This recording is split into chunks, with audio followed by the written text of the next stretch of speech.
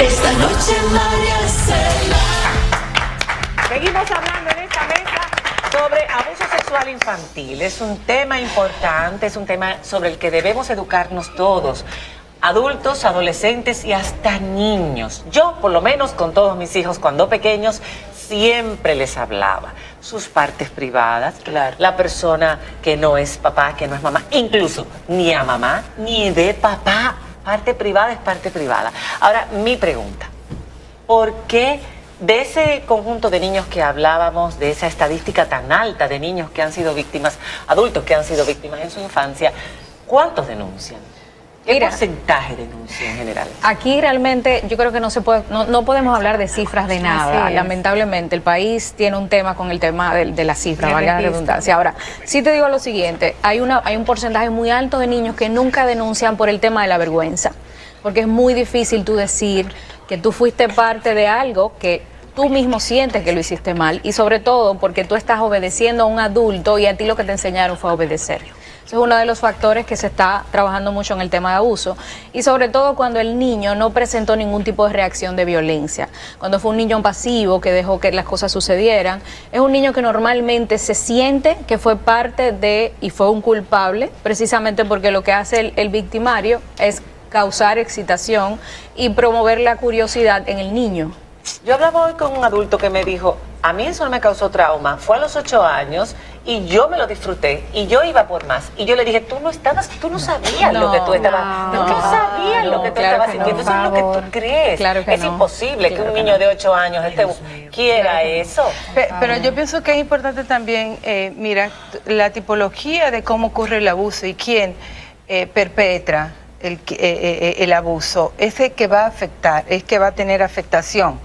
Porque, por ejemplo, si hay un niño que es abusado por una persona que no tiene un gran vínculo, el impacto es diferente a que si fuera un familiar, un papá, Vamos un a hablar tío de la o demás. diferencia. Sí. Sin embargo, yo le voy a dejar el tema a Peter, que es psicólogo. Yo pienso que tiene mucho más conocimiento en ese aspecto, del impacto que tiene estas. Y también en esa primera infancia, Peter, esos niños que todavía no saben hablar, no saben expresar, ¿cómo los padres pueden darse cuenta de que hay una situación ocurriendo? Yo pienso que el tema, la mejor protección contra abusos sexuales, una relación de confianza con un papá o mamá.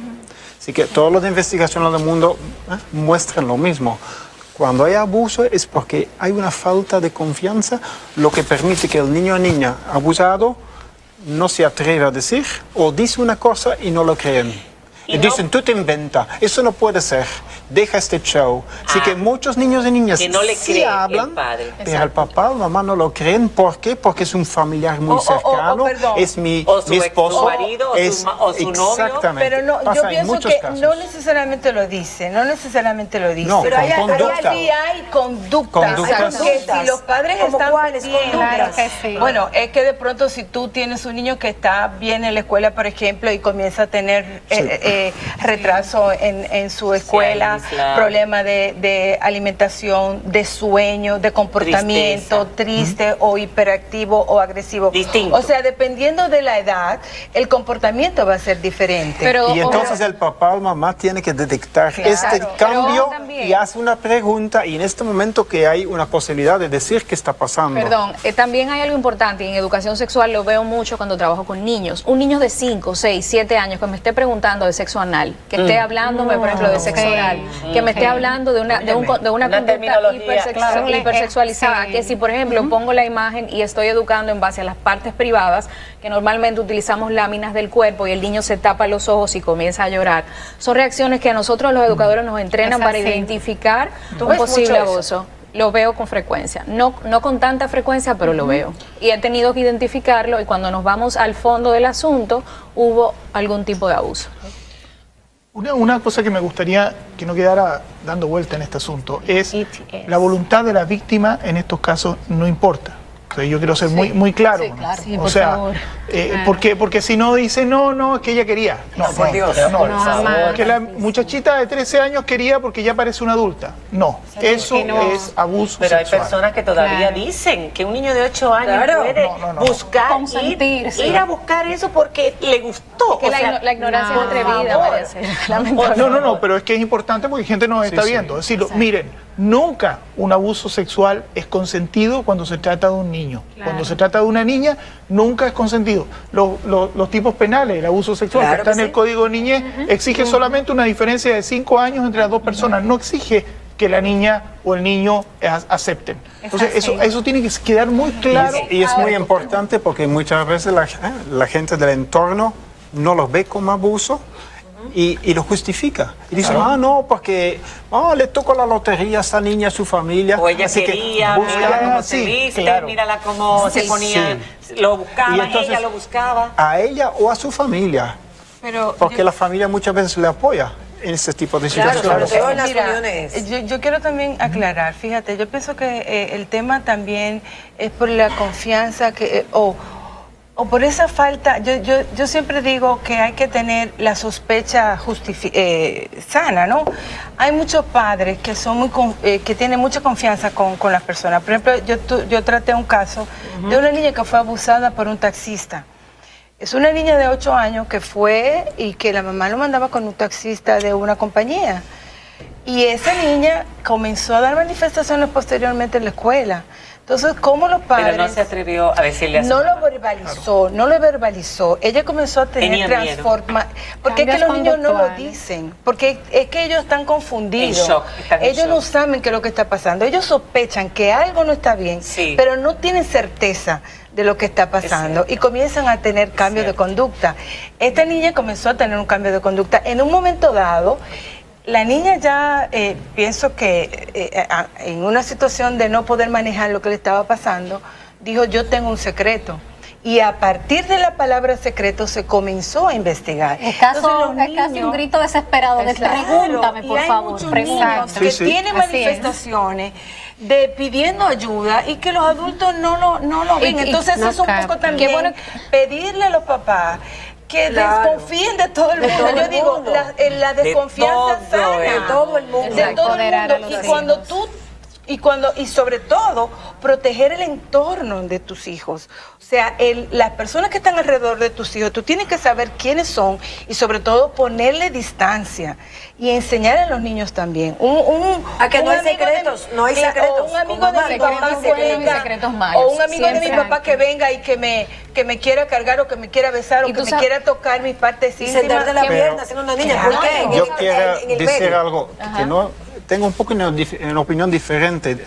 El tema de desconfiar de todo, yo no lo entiendo así. Yo pienso que padres tienen que desarrollar una intuición sano y saben cuáles son personas que pueden ser Pero estamos confiables y hablando- cuáles no. pero estamos hablando de Pero uno padres- tiene que observar Pero estamos hablando bien, de padres que abrir tienen sus algún ojos. tipo de formación, que están con sus hijos, que son quizás profesionales, que tienen más oportunidades, que tienen un ambiente donde viven más digno. Pero ¿qué pasa con las mayorías de las personas que viven en hacinamiento, en menos de 30 metros, 5 niños, donde los padres tienen relaciones sexuales El delante de los primo, hijos? el Pero tío. Hay diferentes perfiles, hay diferentes ¿Qué hacemos perfiles. ahí? Y hay Porque que- están hay- expuestos. Así es. Hay que tomar en cuenta algo. Los estudios hablan de que un niño que es abusado por papá o por alguien cercano, inmediatamente lo dice si ese hombre se va de la casa.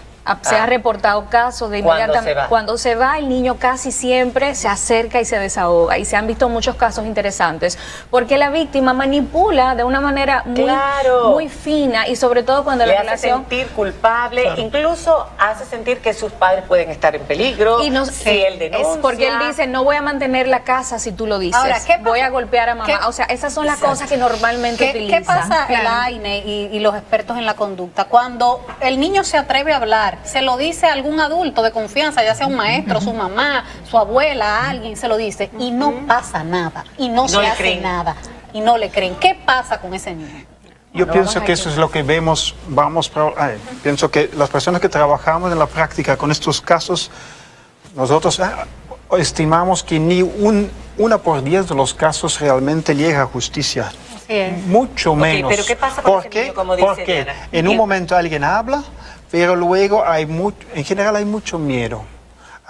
Yo denunciar mi padrastro, yo denunciar escándalo. y Ya además, que la gente sepa que el niño fue abusado, también y a la es otra. menos por eso, mucho más por la amenaza del agresor. Hay muchas amenazas.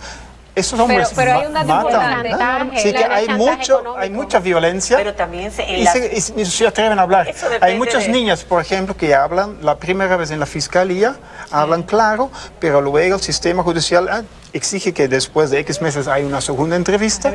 Y en este tiempo de meses vemos muchos casos que por la presión del agresor, aunque está preso, la niña la segunda vez ya no Pero habla. tiene que continuar. eso Pero el proceso tiene que continuar. Muchos casos independiente se de que la caen, muchos justicia casos se eche para atrás. caen. Esto es frecuente. Pero no Por debería la haber presión. es lo mismo Pero que la con misma agresión. familia tiene miedo del hombre Justamente. y el hombre moviliza toda una red de personas lo que tú y muchas personas está el se chantaje, callan. por Se Lo que tú callan. preguntabas, y eso es bien importante, y casi todos los casos reportan eso, existe en la víctima una secuela de inseguridad a todo. Sí. Y una A partir de ahí. tu De una mundo se somatización. tambalea y Si no te creen ni te protegen. y no solo, y aunque te crean y te protejan, tienen que reconstruir esa autoestima, Claro. porque una víctima fue vulnerada. Niño y niña, la diferencia de reacción. Bueno, los niños generalmente reaccionan con violencia, con ira, porque la masculinidad se construye en base a la venganza y sobre todo a la agresividad. Eso es ser varón. Las niñas casi siempre o generalmente reaccionan con depresión, con aislamiento, con autoestima baja, con Psicosomáticos. representan problemas de alimentación, eneuresis y una serie de factores que te dan de alguna señal de que la niña fue abusada. Pero los niños casi siempre se ponen agresivos Pero, y en pero algunos son casos señales que muchas veces no son muy... uno que tú planteaste que sí te puede orientar es cuando los niños pequeños tienen conductas erotizadas, sexualizadas. Sí. Eso es muy, muy clave. Pero generalmente las manifestaciones que hacen los niños que han tenido la experiencia son diversas. O sea, tú no la puedes identificar como que este niño está... Tú puedes decir, este niño le está sucediendo algo. Pero, exacto. y yo quiero hacer una aclaración. Fíjate, nosotros hemos tenido casos de niñas de 2 años y un poco para abrir la idea de que no solamente comienzan a los 5 Meses, años. ella decía vienen meses. Y de meses. también Lo hemos visto en la niñas prensa. Claro de que sí. 2 años con infecciones de transmisión Dios sexual. Eso es mío, grave, Dios mío, eso es Dios mío. grave. ¿Cuál Ok, es una Eso es pregunta. grave. En esos casos, que son niños muy pequeños, yo contaba en la pausa de un caso muy famoso en Estados Unidos, que luego de terapia ya las mujeres adultas, porque en esas familias empieza con una de las niñas y luego empieza con la siguiente, cuando se pone grande, Exacto. hay un sentimiento de responsabilidad de esa niña ya que ya ha sido abusada de proteger a su hermanita del mismo agresor que sigue en la vivienda.